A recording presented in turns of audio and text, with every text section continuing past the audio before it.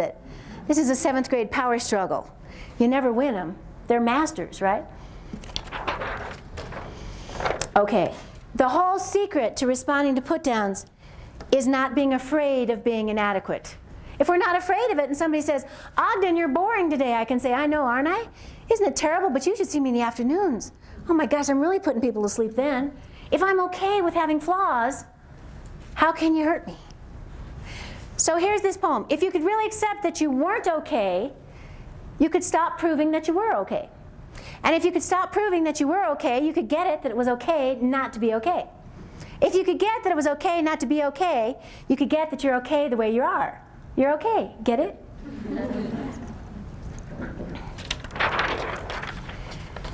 Here's an Ogden quote. Never respond to fear with fear. So a kid comes at you, puts you down because they're afraid. If we respond with fear back, now we're in trouble. Now we're going to escalate. That's what Jim says about never respond with anger or frustration. Now we escalate. The key to managing a difficult person first means managing yourself. We get rid of our fear, we're going to have very little difficulty with the other person. Eleanor Roosevelt said, no one can make you feel inferior without your permission. And this is another Ogden. When your button is pushed, don't let it ring your bell.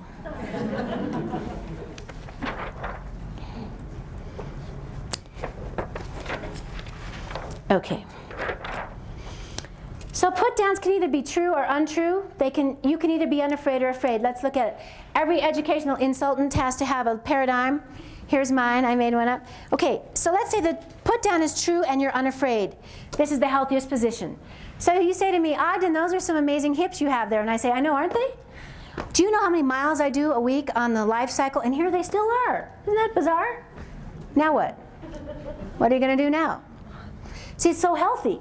What's happened is you feel small, you see me here. You put me down, and instead of my sinking to your level, I go even higher. You say, well, you're not a good guy to put down. I got to go find somebody who will cry, whine, pout, do one of those things. All right, now the easiest to handle is if you came up and said, boy, your skin looks green. I know it isn't. It's untrue and I'm unafraid. That's easy. I don't worry about that. Now, what if it's untrue and I'm afraid? Where we get this is senior girls, other people say, are sleeping around. It's not true, but they're so afraid people are going to believe it. So what do? They say, that isn't true, that isn't true. They defend too much. This is Shakespeare. Methinks thou doth protest too much. The more you defend yourself, the more what? People start to believe it. All right.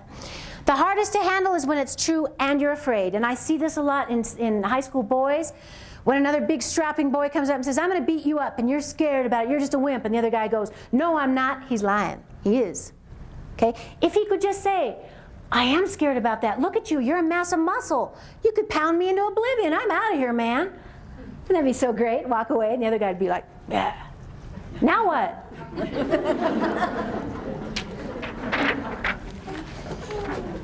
What we truly believe, we do not need to prove or justify to anybody else. Okay. So there are 4 steps in responding to put-downs. Number 1, change your perspective. Hear what the person is really saying. Okay? What are they really saying? Any put down, any power struggle, any criticism, any nastiness. What am I really saying to you? What's that one word again? I am what? Afraid. I need power. I need control. I need proof. I need something because right now I'm feeling afraid. Okay? So first we hear that. Then we release our own fear of being inadequate or rejected. We say, that's okay. Not everybody has to like me. Not everybody has to think I'm perfect. Then we don't defend and prove. We don't get into, oh yeah, well I'm a good teacher and I get here on time and I do this and that. Don't get into that. Just say, well, however you view it, that's fine. And then use techniques which make us a poor target in the future. The idea is never to act as small as the other guy feels. The idea is never to act as small as the other guy feels. So, one thing we can do is a neutral response. Let's say you say to me, Sally, that's really an ugly dress you have on. I don't agree, so I'm just going to say, I like my dress. So I'm going to say, well, it's good to know how you see it. Thanks for telling me. I'll remember that. Non-sarcastic, non-judgmental. It's good to know how you see it. Thanks for sharing. I'll remember that. I learned this one time I was out jogging. I've never been a very good runner. I'm out jogging. little hippie, you know, and I kind of run slow, and I'm out jogging, and this guy drives by, drinking a beer, smoking a cigarette, and he leans out the window and he says, "Run faster, you need to," ha, ha, ha. Oh, ooh, you know, it really hurt me. And I wanted to come back with that international obscene gesture that would be understood by anyone any age, you know. But I thought, no, because then I'll be acting as small as he feels. I don't want to do that. So I'm thinking real quick, and I go, I was taking a class in this at the time, so I was all ready. I go, "Thanks, I'll remember that," you know. And I'll never forget the look on the guy's face was like, "She'll remember that." What? See, you want to leave him thinking. Somewhere he's driving around today going, "She'll remember that." What? You can always say, "That's a thought," because everything's a thought. We're not putting a qualitative judgment on it. It's just a thought. Thanks for sharing. The key here is not to be what?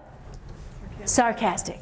You gotta sound like, and sometimes we really mean it. Like if you told me I had lipstick on my teeth, I do all the time, I'd say, "Thank you, appreciate it." I would want kids to tell me if I have bad breath. "Thank you, I don't want to go through the whole year with bad breath." "That color looks bad on you. Thank you for letting me know. I appreciate knowing your opinion. I am so healthy that you can tell me these things and I can respond to them well." This is a good one for those times when you don't know what to say when someone puts you down. Memorize one of these. "Thanks for telling me. That's good to know. I'll remember it." I use this. You know how I got so good at this? I had a mother-in-law. And so I just memorized one and I used it just hundreds of times, and repetition breeds excellence. Okay, so another one. Let's suppose you say something that really cuts me to the quick, a real zinger. Then I can use an iMessage, and I know you've been iMessaged to death, but let me just give you a couple things. Let's see. iMessages are usually too difficult to come up with at the spur of the moment. You usually need it for an ongoing difficult situation. They're usually only for the very key people in your life. You don't want someone who cuts you off on the highway. You don't want to roll down your window and say, "I feel sad and frustrated when someone cuts me off, and then I..." No. iMessages are only when the person and the issue are important. Save these for spouses, parents, siblings, sometimes students, and take your time writing them. Take your time. Make sure, do your best to keep the "you" out of it. Do your best to make it sound like it's your problem. My husband always drove too fast, and I used to say, "Honey, you're driving too fast." And when we give a "you" message, what do we usually create from the other person? Defensiveness. So he'd say, "No, I'm not. You're riding too slowly." So I discovered he was not the guy with the problem. I was. So I came back and I said, "I need to let you know, I get scared to death when I'm in cars that go this fast. And then I don't even want to be in the car." And he said, "What? Women, honestly." And slowed down. Because I didn't make it his fault, I made it mine. That's the secret of iMessages. It's my problem. I have a problem. Use these with kids in class all the time. I have a problem with pencil tapping. I have a problem talking over kids. I'll need your help on this. I get excited when I see you all working and learning, and then I want to buy you donuts. Okay? iMessages. I get sad when kids aren't paying attention, and then I feel like giving pop quizzes and homework and term papers. The third part needs to be into their value system. See, if I said, "I get sad when kids aren't doing their work, and then I feel like going home and kicking my cat," do they care? No. What if I said, "I feel sad when I see kids not doing their work, and then I get angry"? Do they care? No. Do they love to see teachers get angry? Do they love to see teachers cry? Sure. That ain't the deal. What matters is, do we eat donuts? Do we have homework? Do we have term papers? And in fact, isn't it true? When kids aren't working, don't you feel like a pop quiz? See, we never want to lie. These aren't threats. They're just telling them, giving them a choice about what we're going to do anyway. But let's see. Now, responses to these, deliver it only to one person. If you've got a little 8th grade girl that's getting picked on by a bunch of people, never deliver an iMessage to too many people at one time, because it feeds the other people's guilt. You got to do it one-on-one, eyeball to eyeball. Why do they work? The implied message is, if I share my feelings with you, and I have the guts of doing that, you'll care about me as a person. Pretty hard for the person to say, "Oh, I don't care about your feelings." But if they did, like my mother-in-law did, said, "Well, I don't care about your feelings," what do you say back? "That's good information. Thanks for telling me." Or, Oh, bummer, I had you figured as the kind of person that would care. Oh, that's even better, yeah. This next one's really fun. Negative assertion. That's where you agree. You assert the negative. You just agree. You say to me, let's see, that's an ugly t-shirt you have on. And I go, I know, isn't it? Now what? Or you say, you look like you've gained about 5 pounds. I say, no, I think this is 10. Is that your second brownie? No, I'm on number 3, as a matter of fact. I learned this from a student. He came in class. He had really skinny legs. He had on shorts. This kid said, you have really skinny legs. He goes, I know it. He goes, my bicep is almost bigger than my thigh. The other kid goes, yeah.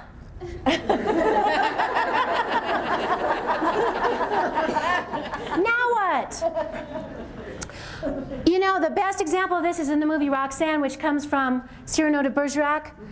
That's a big nose you have. Do you remember this? And he says, big nose, is that the best you can do? Why, with this nose, when I sneeze, it lands in Utah. And, you know, he went on and on with 80 other things. By the time he was through, the guy who'd put him down was embarrassed that he, you know, his put down was so pitiful. Do you get that dress at Target? No, I think this is Kmart. Now what? You know when you're playing a game with your kids and they say, you like them better. I always say, I know, I do. Look at them. Aren't they cute? I definitely do. Especially now. You know when your own children say, your favorite Jimmy, you're buying him more stuff you got. I know, I am. Especially now because he's not whining at me. I definitely do. You're unfair.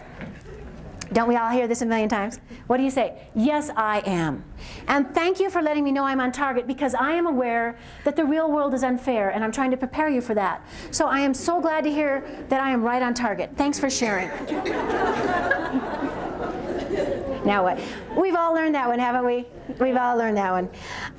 See, a lot of these you know, but it's just nice to know what it comes under. Combat boots. I've never understood this one. Your mother wears combat boots. Does that mean she's masculine, or what? Is that what it is? What does that even mean? Is that what it means? I don't know. It's appropriate now with the different types of boots. Well, it's appropriate now. Yeah, it's like, oh, she's riding style. I was working with some 6th graders, and the comment was, your mother wears combat boots. And this little 6th grader came back with, we had these on 3x5 cards. The 6th grader said, yes, I know, and did you realize she sleeps in them?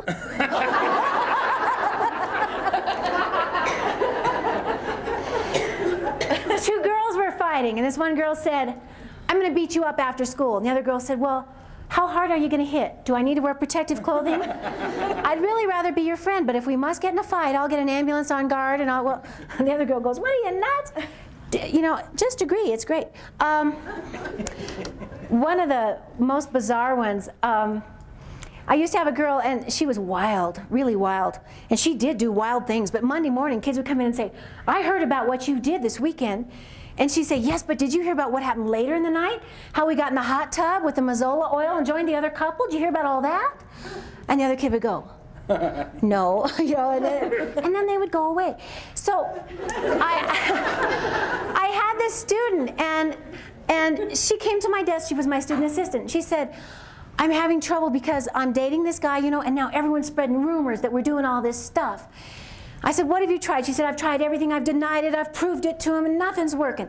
I said, you want to try something fun? She said, sure. I said, just agree with them. She said, what are you nuts? I said, no, seriously, just try it. Just agree with them.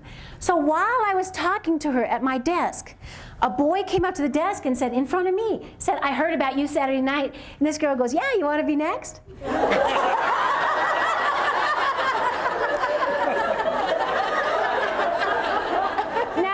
I wouldn't always recommend that one because you never know, you know. But real powerful stuff. Just agree. Just agree. Okay, another one is broken record. Boy, you're boring today, Mrs. Ogden. I know, but I'd like to be your friend. But you're so boring. I know, but I'd like to be your friend. But you're acting like a freak today. I know, but I'd like to be your friend. Or I told you, welcome back as soon as your behavior is appropriate. Or for little kids on the playground, when they say, you're a geek and we hate you. I know, but I'd like to be your friend. But you're gross. I know, but I'd like to. Just repeat the same thing. Works really well. Why? Because we're not getting into their ball game. We're not acting small. We're acting in control of ourselves. Now this next one would be awesome for marriages. This is tell me more. And it works. Let's try it first in the classroom. Because here's the deal. Let's say a kid says, Ogden, you're so boring. and I say, tell me more. What have you liked in class that's worked, and what has been boring that we've been doing lately? Help me know that. How healthy. But furthermore, I mean it. I don't want to bore you. Let me know what's been happening and what you've liked and what you haven't. Tell me more. What if we did this in our relationships? We could revolutionize marriage. Your husband comes home and says, honey, you left your stuff all over the floor this morning. I tripped over it. And instead of saying, yes, but you didn't put your lid on the toothpaste, what if we said, tell me more. What else have I been doing that's been bugging you? Now, so you're entertaining that, but right away you're all scared because why? The script, you're afraid of the 85 things. So what if we said, tell me 3 more things I could work on? See, remember this, you might even write this down if you like it. Making the other guy wrong does not make you right. What do we tend to do? We tend to say, well, you, and you. Well, what about the toothpaste? Okay, what about the shoes I tripped on? Making the toothpaste wrong doesn't take care of the shoes. Making the other guy wrong doesn't make you right. So tell me more. What else do I need to be working on? Look how healthy it is. And there's another little side benefit of that. Later, maybe I could tell you what's bugging me, and maybe you would work on that too. Wouldn't that be exciting? See, this is a hard one to do without sounding sarcastic, isn't it? Really hard. We're a sarcastic bunch, aren't we? Okay. Here could be my favorite, but you don't want to do it too much. It's called Out Crazy the Crazies. The reason for this is there's only room for one crazy person in the same place. You get 2 crazy people, one of them's got to go away. Okay, so you come up to me and say, for the 300th day this year, you say, what are we doing in class today, Mrs. Ogden? And I say, woof, woof.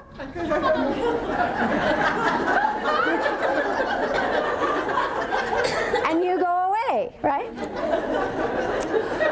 I learned from a wonderful guy named Rocky Refrano. He was teaching 7th graders, and they'd come up and say, this test is unfair. And he'd say, go lie down now. Go on. Go lie down. Go lie down. And the little 7th graders would go away, Go lie down. Or he'd say, I'll bring the Dorito chips. They'd say, but we hate this test. You didn't tell us that this was going to be on it. He goes, I'll bring the Dorito chips. Or he'd say, no thanks, I just had a banana. No thanks, I just had a banana. In fact, I was teaching this to some people, and we wrote put-downs on little 3x5 cards, and we were roaming around the room, and I said, okay, this time it's out crazy the crazies. Whatever put-down anyone tells you, just out crazy the crazies. Bark or meow or say, no thanks, I just had a banana, or say, I love you, man, but you're not getting my Bud Light. By the way, that's a great one. In class, they say this or that, and you say, yeah, but you're not getting my Bud Light, And they go away. So the put-down, and I had this librarian, and so she was all ready. No thanks, I just had a banana. Okay, so someone says, you're ugly, and she goes, no thanks, I just had a banana. The next put down was, but you smell, and she went, no thanks, I just had a banana. The next one was asshole, and she said, no thanks, I just